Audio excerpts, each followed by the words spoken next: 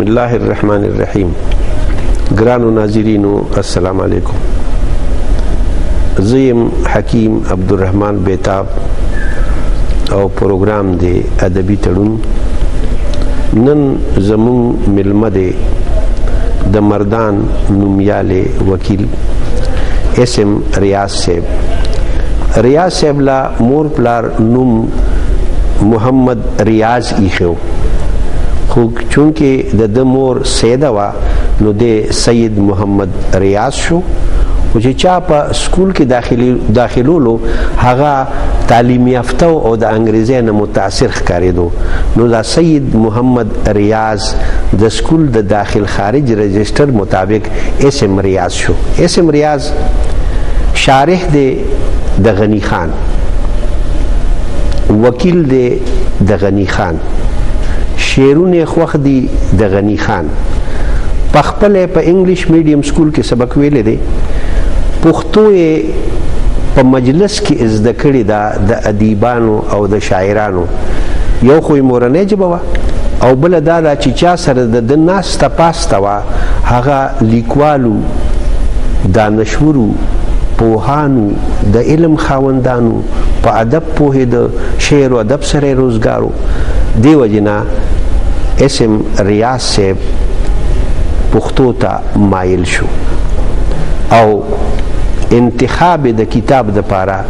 د غنی خان وکړو. غنی یو داسې شاعر دی چې د پشان شاعر په پښتو کې بل نشته. د کتاب نوم دی د غنی جنت. جنت د هر چا خوښي او د هر چا یو تصوري د جنت. د غنی د جنت یو خپل تصور دی او غالبا د ریاض صاحب دغه تصور خوښ دی، دغه سره د مینه ده او دغه مرام او مقصد دی، دغه منزل دی. مونږ به ریاض صاحب سره خبرې کوو د غنی خان په هکله. ریاض صاحب یو خو زه تاسو ته هرکلی وایم، ډېره مهرباني بیتاب صاحب. او تا د خپل دغه دپاره د مطالعې دپاره د ریسرچ دپاره تا د غنی خان انتخاب ولې کړی دی؟ لاول خو بیتاب صاحب تاسو ټولو شکریا ادا کوم، ټول اے بی ټي خیبر مینجمنټ چې دا موقع مونږ ته راکړه چې دلته کینو د غنی خان په حواله باندې یو دوه خبرې وکړو. غنی خان د زه به ده ووایم چې د ماشوموالي نه چې کوم دی څنګه به مونږ کره دا پښتون رسالې وي چې دا به راتلي او دا به ما کتلې به ما هغې کې چې کوم دی نو بیا زمونږ څنګه چې تاسو ته پته ده چې په مردان کې یو ډېره ادبي زرخیزه ځمکه ده، ادبي کسان دي پکې، اندیش صاحب شو،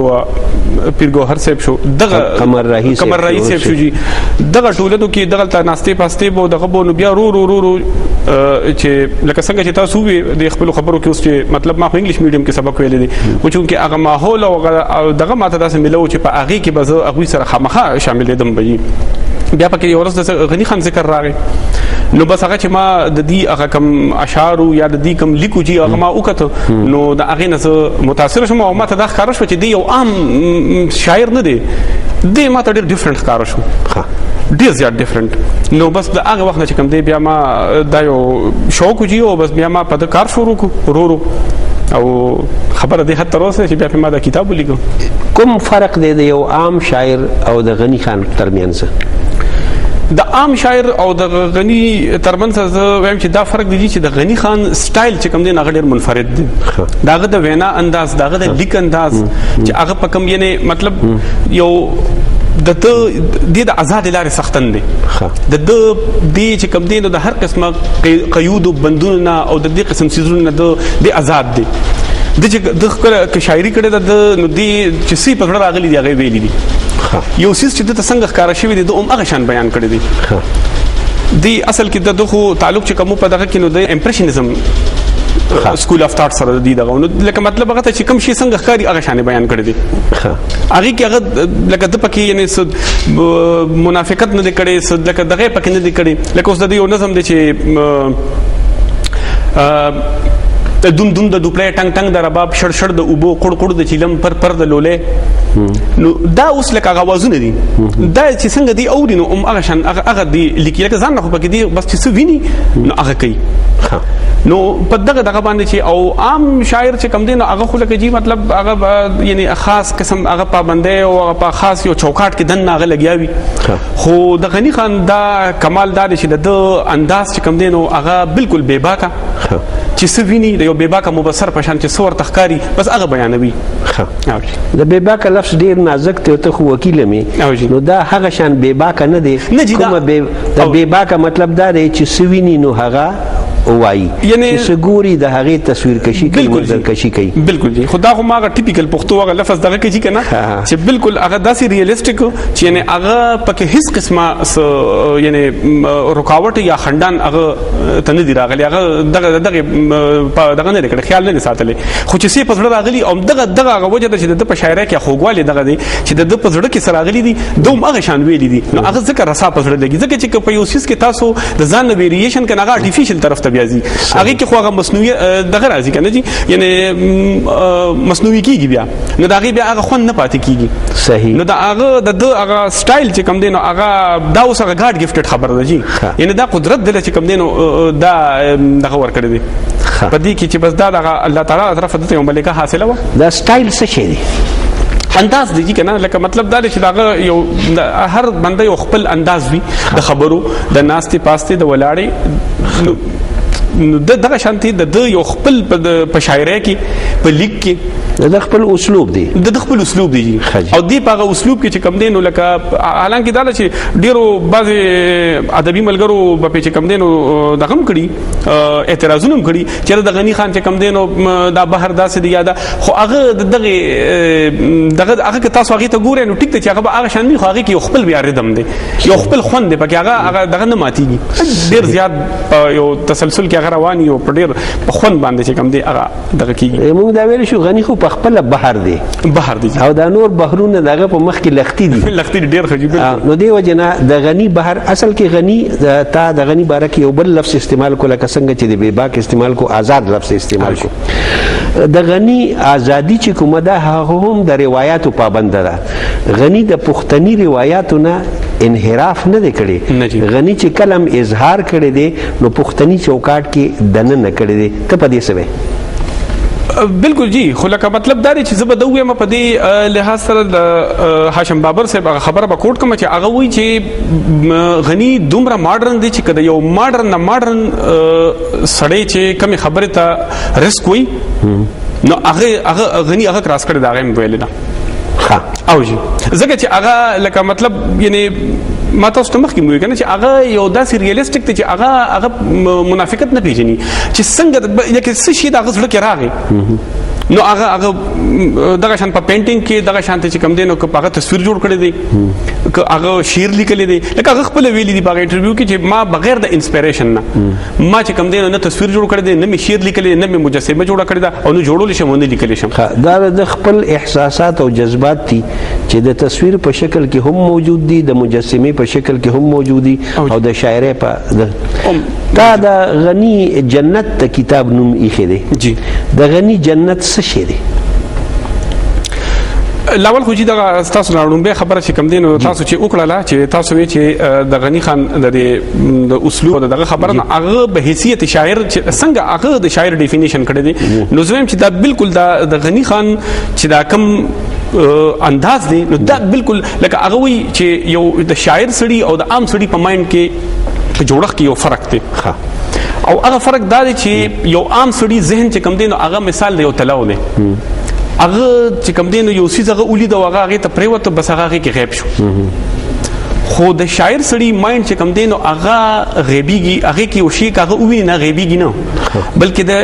غنی په جواب باندې د شاعر سړي مایند چې کم دی دا د ایوولوشن یو انسټرومنت دی دا چې کم دی نو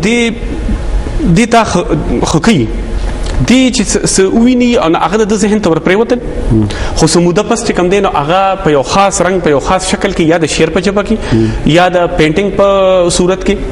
یا چې کم دی نو د مجسمه په شکل کې هغه سرګن شي او دغه شانته هغه د شاعر هغه خواري زی اونیسی بیا د شاعر د ښه شاعر هغه ډیفینیشن دا کړی دی چې یو سیز هغه ویني او هغه ته بیانوي او هغه پتا باندې اثر وکړي نه دغه ښه شاعر دی یعنی مخکې د هغه د مشاهدي قوت ته او بیا د هغه د اظهار قوت ته بالکل جی او بیا هغه کې هغه تاثر پیدا کول چې کوم دي بالکل جی چې هغه سوویني او هغه بیا هغه چې کم دین او هغه د خپل زړه هغه ایموشن او هغه ابو هوا چې کم دا د خپل زړه کلایمیټ هغه ستاسو ته درکوس کی نو دا یو ښه شاعر دی فرض کړه دې په دې کې کامیاب شو فرض کړه د پسړه کې رحم راغی د پسړه کې پیټي راغله او هغه د ستا پسړه کې پیدا کړه دی خان دی تاو خندي دی جاړي تاو جړي نو that is good art او که فرض کدا دی نشي کولی نو بیا خدا it is rubbish اخو بیا خو شاعر نشو نو دغه خوبي به تاسو زبدوګم چې په غنی خان کې دغه خوبي و چې څنګه غي په خپل ویلي دي هغه په خپل باغی باندې اپلای کیږي چې هغه په خپل باندې چې هغه وے اف فوټینګ هغه انداز بیان په کومه طریقه چې هغه یو بیانې نو هغه کې دومره خوند چې هغه سوکي اوري سوکي ولي هغه راسه وي دا خو ما وي دا خو زما د خبره ګلونه د ورخاړي د رنگ ساس کې ولاړي سحر په خندا تیر کې ماخام ټول خفوي مړاوي ګلونه د ورخاړي اغشتي اصل رنگا خنديږي څنګه پسنګا سحر ځواني مشرنګا او ماخام خفوي مړاوي ځواني د یو سحر د ژوندون د یوې ورځې خو بیا هم مان ناران دي چې هر سحر خندان دي او زیو پټه غم ته د لک صحت تورتم ته ادم د اوخ کونم د پګولونو پسې جاړي او غنی ورته حیران شاني ولاړي دا لکه نظم چې تاسو وګورئ نو د کې لکه اوس هغه د مثال په توګه مې تاسو ته چې لکه هغه غنی پکې د دې وینا کوشش کړې دي چې یو میسج ورکړي دي چې یو انسان ته وی چیرې ته د ورخاړي ګلونو ته وګوره او د اغینه ته سبق حاصل کا چې د هغه جون چې کم دی د یوې ورځې د ځواني د یو سحر ده خو بیا هم چې کم دی نه هغه خندان او خوشاله ولاړ وي او ته چې کم دی او ادم د اوخ کوم دی چې تا باندې پټس کې معمولی سخت راشي تکلیف راشي نو ته بیا چې کم دی نو ادم د اوخ کوم دی په ګلونو پسې جاړي او غنی ورته همیشه حیران شانې ولاړي د ګلونو ته ګوري هغه په دې کې دا میسج ورکړي چې ته انسان ته دا وی دا میسج وته ورکړي چې ته مقابله وکړه د یو سخت مقابله وکړه ته د دې ګلونو ورخاړي د ګلونو ته وګوره د دوی نه ته عبرت واخله چې دا غوي ټول ځواني او ټول جون دغه چې کم دی نو د لک صحت خو هغه چې کم دی نو بیا هغه خوشاله دي او خندان دي ژوند سره رګ پرې کوي نه شي او بلکې د بل سحر په انتظار چې د ژوند د نوې سره شروع او نو ته ولې چې کوم دی نو د خپل ژوند د خپل خندا په جړه باندې بدله او همیشه جاړي نو د جاړي بنا د ورخاړي په شان ژوند به تیرې او په ژوند کې به د حوصله نه کار اخلي او په مینا او په خندا سره به ژوند تیرې دا غنی خان چې دا ورخاړي نه سبق په خپل مزد کړي دی او مونږ ته هم خي د سره ستا چې ملاقات شو او جی ملاقات خو دا داسې خپل ته پوسټ تاسو کو د جی هغه وخت کې ما په سکول کې سبق مې وی سټوډنټ ما او دا د نور له سوا اتات یم خبر ده چې ډېر روز نو ضرورت له ما اخبار غشته هاکر نه نو هغه هاکر ما ته وی چې غنی خان راغلی دی او دا پروګرام دی اب مون سره بلدونو هغه ته پته و چې د دې دا شوق ته داسې کینی دغه نو بس بیا په منډه کور ته لاړم او ما ځان سره یو اټوګراف واغشته او زه هغه وخت کې اوس په مردان کې ټاون هال لایبرری جوړه شوې ټاون هال وته وی په هغه کې دا پروګرامونه کیږي چې سټیج شوګانی وی دغه وی هغه وخت کې د جینکو د دستکارۍ یو سنټر ووجي نو په هغه کې چې داسې ادبي پروګرامونه بونه یو ورځ باندې باغوي ته ویل شو هغه باغه حال خالی کو او هغه کې باغه پروګرام وشو نو هغه په هغه وخت کې چې زه ورلم نو هغه د رحمت شاه سایل صاحب د کتاب د ویر پچم کې وار د نغمو د هغه مخکتنه و نو په هغه کې اجمل خټک صاحب هم راغلی او سلمہ شاهین صاحب هم پکې و نور ډېر ګڼ شاعران پکې و پکې چې کم دینو غنی خان پکې دوی به تور مشر ملمر اغوستو هغه خو چون کې بیا خپلم ډېر کمزوري او ویل چیر کې بدغه کېدل نو هغه زلړم چې زه ورننه وته ما حالت نو ډېر زیات هغه حال برجخو یو بل ملګری مې پکې وډی دو اما سره ولاړ هغه ما متوي چې زه خو بابا سره ملاویږم نو هغه داسې شوق خو هغه الک خوب باندې مضبوط نو بس ما هغه سره ځان دغه کنه چې پروګرام ختم شونه زه هغه سره میزان ورسو نو د غنی خان یو ډېر خپل عجیب سټایل وجي انداز څنګه چې تاسو ته مو وی چې څنګه د لیک انداز او د وینا داسې دغه دستر کې ویجی پټوي او دغه په هغه دی ور منه مخ کې دی ورلاند شو وته وی چې مال اټوګراف ناغه ورته وی دی خواشه چې یو مار د تواچوم ناغه بنا غنی داسې لیکو د مار په شکل کې وی دی خواشه چې یو مار د تواچوم نو چې بیا زه ورمخکې شوم نو ما ورته وی چې خان بابا ماته بګورتش مار نه چې ماته بس لیکم نو مسکی شو سترګې وغړولې نو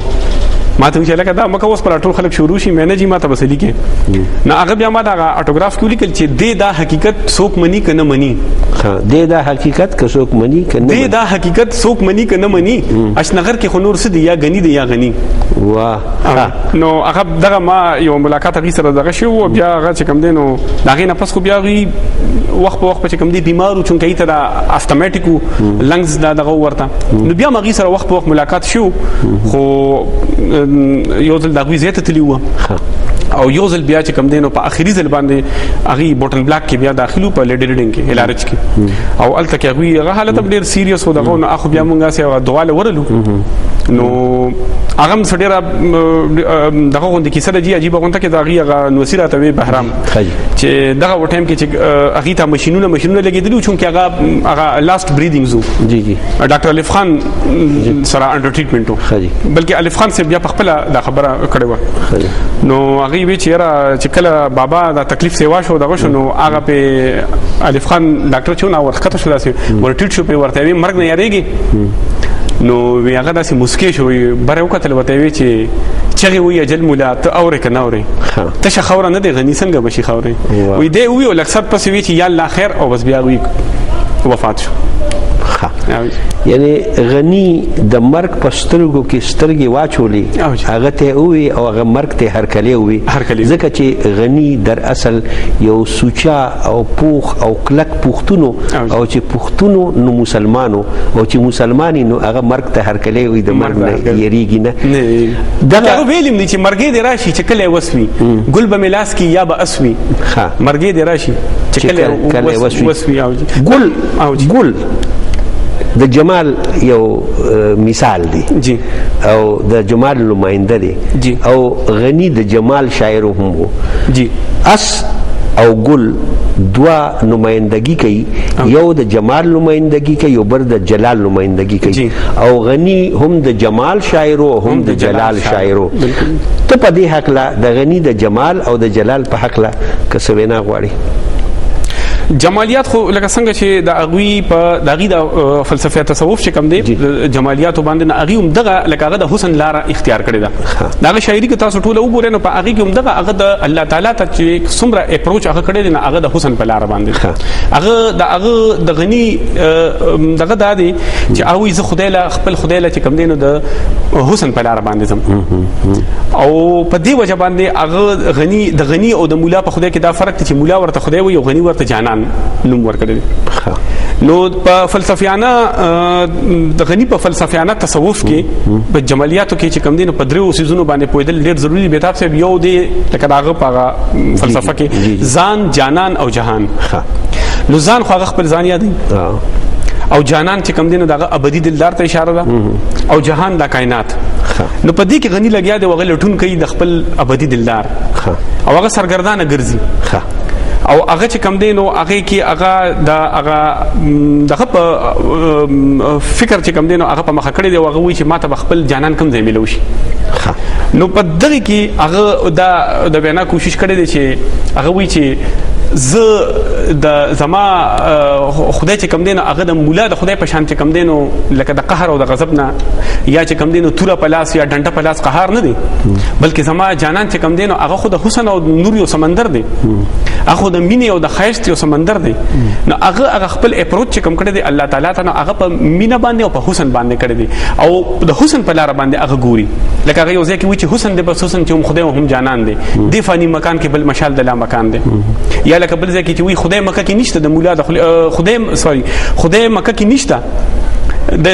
د منصور د خلې مې وریدل راشه لیونی اشد ځان په تماشا نو دلته اوس په دې نظم کې دا د یعنی د حسن سره سره د وجودیت ذکر هم کوي په خپل وجود کې دی یعنی د الله تعالی هغه دغه لټون کوي ګوري چیرې دته خو په هر ځای کې مینه په دې کائناتو کې لکه څنګه چې تاسو ته مو چې دا درې ټکي د غزان جانان او جهان نو دې هغه جانانی وجود چې کوم دی په خپل ځان کې او په دې جهان کې لیدل غواړي تا وی چې غنی د حسن په لار باندې الله ته تلل غواړي جی د الله ملاقات کیږي خو د حسن په ذریعہ باندې په وسیله باندې په لار باندې او د غنی یو شعر را یاد شو جی او وی چې مینا حقیقت حسن سایه د حقیقت ته جی او حسن لزوال شته مینا نه لري زوال د دې په حق لته څه نو بالکل دا خبره خوده چې لکه په عارضی توګه باندې لکه مطلب د حسن په لار باندې دی زی خو لکه دی وسره د عشق خبر کوي د حقيقي مینه او د حقيقي د یعنی په عشق مجازي باندې عشق حقيقي ته اپروچ دی په هغه لار باندې ځکه ته خو یو باندې ځان لګوري کنه دا مجاز څه شی دی او د حقیقت څه شی دی چې خبر راغلی دا به تاسو ډیر خپینه سپینه کوخه لکه چې تاسو شاعري کوي مجاز چې کوم دی نو اخو د دنیا هغه عارضی مینه ده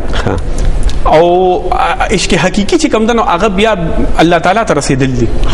او هغه بیا د الکه بدی باندې د هغه ډیر خن نظم دی منصور هغه لیکل کې تاسو وایي زه تاسو وایي بالکل وایي هغه عبارت دی وی منصور بارکه منصور حلاج یو ډل وی ولی الله ترخیو هغه وی چې هغه نظم کې غنی خان وی چې خېشته په اسمان لټو زړه کې دلدار وخت سخو یې لیدلی وزکه خو په دار وخت او مینته او مینزه مینس کې دا پرده ده مینته او مینزه مینس کې دا پرده ده راشه خلک خپل مې کې زړه کې مې دلدار وخت واه واه او ما په ساراونو کوت ټول بهار وخت بیا اوس هغه خبر راځول کنه مرګ خبر ته تاسو کړم دلته هغه سره دا کیږي چې هغه مرګ به مې تنها کی نور مرګ به مې نزدیک کی نور مرګ نه عبادت شو جوړ مرګ خو ډېر د کار وخت واه ځکه چې دا خو خپل جانان لبوزي صحیح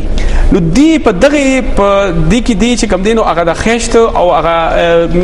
لار باندې چې کم دینو د اپروچ دی دی په هغه مینا باندې په عشق باندې ځکه چې منصور خو مینا کړه هغه دې حد تر رسیدلی چې هغه ان وحدت الوجود خبره پکې بیا را لکنه ځکه چې فنا فی الله شو نو چې فنا فی الله شنو هغه خو بیا هر طرف ته پتا الله الله ښکاری ځکه چې هغه د خپل ذات نفي سړیو کې کنه لکه مطلب دا اسم ریاض نه اسم ریاض ختم شو یو داسې حتی چې خبر اورسي چې بس هغه خپل ذات نفي وکي صحیح هغه خپل ځان نفي کی او بیا چې لکه څنګه چې په یو بل اوس هغه تسلسل دی کنه هغه په بل نظم کې لکه مطلب دا د سجدي ډیفینیشن کړی چې سجده څه ته وي یا مون څه ته وي نو هغه کې هغه وی چې لکه یو ځای کې هغه وی چې لیونی مقصده مولا کور د یو شک دی کوټنه دی غنه د هم او رب خالق دی نو دوی چې لیونی جنت څه دی وی مولا ستا جنت پیتی دا او زما جنت وصال دی یو خمار دی او مسله وصال لا چا وصال د الله وصال نو بیا دوی چې لیونی چې مون څه دی ګوره تاسو د مون ډیفینیشن په کوم انداز باندې هغه د اوس د اغنی خان هغه ځانګړي انداز دی کنه لیونی چې مون څه دی وی مولا خور خپلول دی د جانان کوسې ته تلل دی او د امید ارمان کېدل دی صحیح وی لیونی سجده صدا وی مولا ځان خورې کول دي د مسته د ګلو هار د یار خپو کې چول دي واه بالکل د خپل ذات نفي کول خپل ځان ختمول نو الله بستا اپروچ هغه کی ته بالکل خپل ځان ختم کی استاد ذات نفي شو هر طرف ته الله تعالی او د الله تعالی هغه دغه ښکاری نو دغه د عشق حقيقي او د عشق مجازي غ فرق چې بیا خدا د چې هغه کی وړومبي کوشش خدغي چې داسې ډایرکټ خونه رسي خو په یو دغه باندې واسطه باندې وي هغه باول به اېدا پر ضروري دي چې تاسو سو وینئ او دا غینه چې کم دي ته دغه شي او بیا رو چې کم دي نو په هغه لاین باندې چې کم دي نو بیا عشق حقيقي ته بیا هغه رسیدل کیږي د غنی د مرګ تصور بالکل د مسلمان د مرګ تصور دی زکه توخم غنی د غنی مطالعه پکار ده په دې انداز باندې چې غنی او بهترین مسلمانو د مسلمان د مرګ تصور دا دی چې د جانان سره ملاقات کیږي الله سره ملاقات کیږي د الله سره د ملاقات لاره در اصل د مرګ لاره ده او ته د مرګ او ژوند کې نه زمون په ژوند کې سشتا نه زمون په مرګ کې سشتا مرګ هم د الله په خوخه دی ژوند هم د الله په خوخه دی دیتا هغه مونږ د هغه غلامان یو د الله پاک بندګان یو او بنده کاردار دی د غلام کاردار چې آقا وي هغه وکي خپل خوخه نه کوي نو د مسلمان کاردار دی چې چې هغه څه وکړي څه چې الله غواړي، او چونکې په پښتو کې او په اسلام کې هیڅ فرق نشته، نو د غنی هغه خپل جذبات او دغه چې کوم دي احساسات چې کوم دي در اصل هغه پښتني او سوچه اسلامي دغه دي روایت دي، او د هغه د معاشري کوم کتل چې کوم کوي او د هغه نه چې کوم احساسات را برسېره کیږي او جذبات را برسېره کیږي، د غنی شاعري د هغه یو هنداره ده، یو نمونه ده. نو مرګ چې کوم دی د غنی د پاره د خوشاله خبره په دې باندې ده، بالکل بلکې هغه خپل دغه کوم وي شعر کوم وي چې نه منم یار مرګ انجام د هسته نه دی، خلاصېدل شراب په جام کې اختتام د مسته نه دی، چې ماخام د کوم شپې وینو د هغه سبا هم وي، چې تیار وي رڼا هم وي، چې رڼا وي تیار هم وي، که یو نه وي بل هم نه وي، او که وینو وي بدواړه دې دریاب د چرته شته لري بل یو غاړه. نو دا جدلیاتي تضاد خو په دنیا کې روان دي، ډایلکټیکل میټریالیزم چې کوم دی کنه چې هغه خو روان دي کنه، نو هغه چې ژوند وینو مرګ به خامخا وي. غنی میټریالیسټک نو دا راته ګورو بالکل، یعنی جدلیاتي فینامنا یو شی دی، لیکن غنی میټریالیسټک نو، غنی یو صوفیو د صوفي او د صوفي د دارومدار چې کوم دی هغه په مینه باندې او په مینه حقيقي باندې، په دنیاوي مینه نه، دنیاوي مینه میټریالیسټک مینه ده، او صوفیانه مینه چې کوم دی نو هغه ان میټریالیسټک ده. کومه تاسو وایي کنه او چې هغه د دنیاوي دا د کتاب نوم جنت د غنی جنتی خیره جی، د غنی دا جنت چې د نور خلکو د جنت نه بل شان دی. یعنی یو خبره را یاد شو چې وی کوم یو د اجمل خټک جنت دی، جی جی اجمل خټک یو نه د جنت، جی جی او هغه د هغه جډر خلیق نو هغه اخر کې وی چې یو مولانا مې تاسو کو او هغه چې مولا صاحب جنت ست وی، جی جی خو هغه اخر کې وی چې ما د گریوان کې زما د زړه چې کوم دی د سر را بار کو ما وته چې لیونی ته پکې سوی، نو د هغه نصر کې زوی شیرونه نه وی چې په خپل کور کې خپل اختیار جنت دی، او د دې اختیار د حاصلولو د پاره ک ناروي نو نار جنت ته او کدار نو دار جنت ته، دا خو د اجمل جنت ته کنه، د غنی جنت او د اجمل جنت کې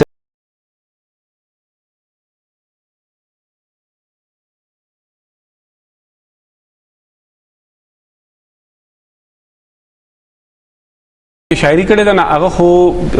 یعنی هغه انقلابی او سیاسي دغه باندې ده کنه جی، نو هغه کې لکه دغه د اختیار خبره چې تاسو کړه هغه دغه طرف ته اشاره ده چې د خپل پښتنیزم کا باندې اختیار او دغه دلته کې خبره د غنی د جنت چې کومه ده، نو د غنی جنت هغه جنت چې هغه وایي چې زما جنت چې کوم دی نو هغه د هورو او د غلمانو او د شاتو د پیو ولی نه دي، بلکې جانان تتلل او د جانان مینه حاصلول، د جانان په عشق کې کامیابیدل او هغه ته رسیدل په خپل جنت چې هغه وینم دا په خپل جنت دی. لکه هغه کې څنګه چې ما تاسو ته ویل چې لیونیا ډیفینیشن کړل دی، لیونیا جنت څه دی؟ مولا ستا جنت پیتی ده، حلوا ده، فرنی ده، او زما جنت وصال دی، چا وصال دی؟ دا ابدی دلدار. نو هغه جنت چې کوم دی د غنی جنت، هغه د هورو او د غلمان او دغه سيزونو هغه لالچ او تمنه ده، بلکې هغه وایي چې لکه زما جنت چې کوم دی لکه د مولا د جنت پشان دانه چې هغه د هورو او د غلمان او د شاتو د پیو د ولو پشان یا نیم پیرس او نیم تهران دی نه، زما جنت چې کوم دی نو هغه د الله تعالی هغه مینا او هغه خوشحالي حاصلول دي، هغه ته ورتک چې کوم دی نو دا جنت دی. چونکه د جنت خبره ده او د عقیدی خبره ده، جنت یو خو هغه جنت ته کوم چې هغه مونږ ته قرآن او په احادیثو کې د الله او د الله د رسول نه خبره راسېدلې ده، او هغه زموږ مرام دی چې د ژوند اختتام چې کوم دی د حساب کتاب نه پس د مسلمان لپاره جنت دی. یو جنت سمبالیک دی چې د هغه یعنی اشارتن او کنایتن جنت دی، نو جنت د خوشاله مسکن ته وایي. بالکل جی. اوس یو هغه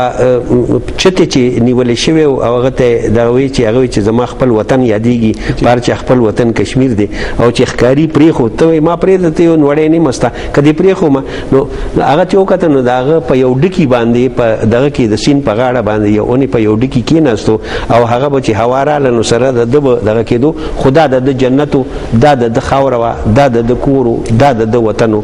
نو یو جنت د الله پاک د قرآن او د حدیث مطابق جنت دی، یو جنت چې کوم دی هغه د هغه زمونږ د پاره لکه زما او استاد د پاره جنت دا دی چې مونږ اوس په دې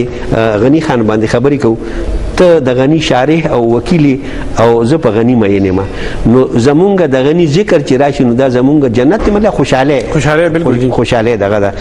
دا جنت د غنی جنت خو هم تا وی او دا ستاره جنت باره کې څه خیال دی؟ زمام دغه خیال د کوم چې د غنی خان دی د غنی خان د جنت سره اتفاق څنګه کوم چې هغه لکه د هغه کوم خیال چې کوم دی هغه هم دغه دی کنه هغه وی چې لکه زه یعنی مینا غواړم حقيقي مینا نو چې حقيقي مینا کله تاسو ته ملو شي لکه زه به تاسو سره مینا کوم او زه به تاسو له ورشم نه به مال چیم وروړي یا به مال میټیم وروړي اب نو اخو مال اسم راګي خو لکه زما کوم بزړه کې داوی چې نه زه به تاسو له ورزم نو دغه جدا خبره ده او کنه زما مطلب پاغه چې او مټی کی وینو هغه بیا نو دغه د غنی دغه چې اخو مال به اسم راکې د جنت خوشاله لکه څنګه چې تاسو وې زموږ په حیثیت مسلمان هغه زموږ کیدله مونږ ته دغه هوري غلمان او دا کم د شاتو د پيو ولی چې کم دی د الله تعالی طرف نه چې کم انعامات او اکرامات هغه مونږ ته ملاويږي په حیثیت مسلمان ان شاء الله خو چې زموږ پسړه کې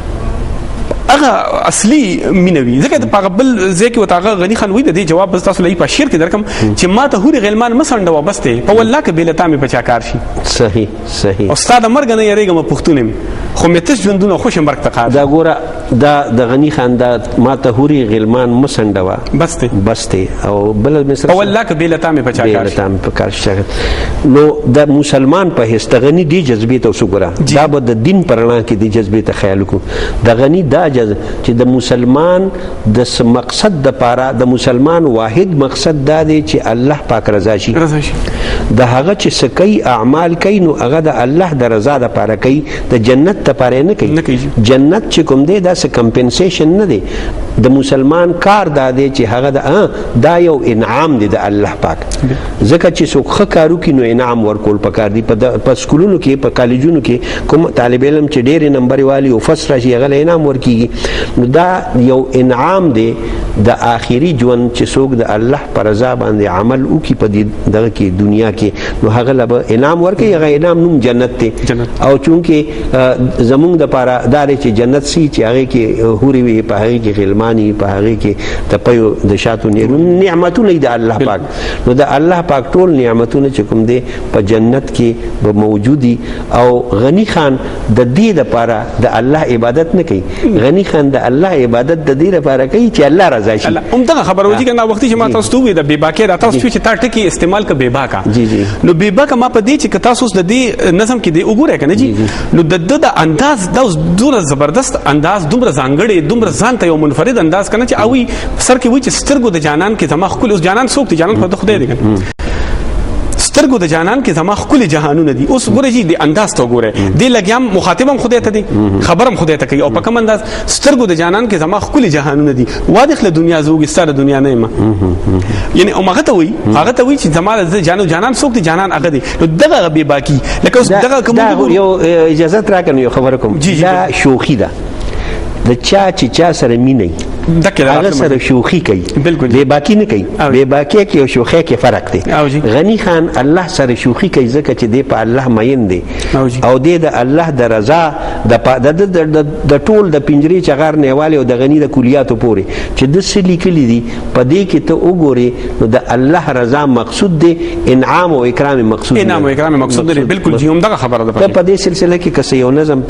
پیش کینو دا بخي د خپل مونږ چې سووي په دې دلیل کې کس شعرونه یا سن نظم پیش کول غواړي نو دا ډېر خي او د نظم عنوان به مونږ ته چې هغه